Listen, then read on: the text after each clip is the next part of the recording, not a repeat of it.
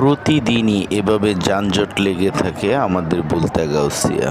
দেখেন কি একটা অবস্থা। আসলে এগুলো দেখার কি কেউ নেই? এখানকার ট্রাফিক পুলিশরা কি করে? দেখেন মার্কেটগুলোতে অবৈধভাবে দখল করে নিয়েছে বিভিন্ন প্রকার গাড়িগুলো। ভাঙ্গা গাড়িগুলো সাইডে রাখা হয়েছে। আবার ফুটপাত কথা বললেই তো কি আর বলবো, ফুটপাত গাউসিয়ার ঐতিহ্য। মার্কেটের সামনেই ফুটপাত। এভাবেই প্রতিদিন বিভিন্ন প্রকার যানজট তৈরি হয়। দেখেন একটা স্কুল, বুলতা স্কুল, ছুটি হচ্ছে, ছাত্ররা যে নিরাপদে তাদের বাড়িতে পৌঁছাবে সেই ধরনের কোনো ব্যবস্থা আছে এখানে?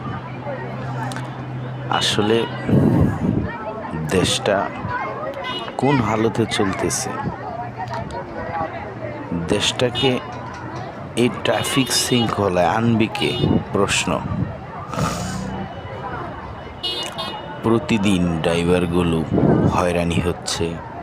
কাশপুর থেকে গাউসিয়া 20 মিনিটের রাস্তা। কোনো ড্রাইভারকে যদি জিজ্ঞাসা করি, ভাই কয় মিনিট লাগছে, সে বলে ভাই 4 ঘন্টা 5 ঘন্টা।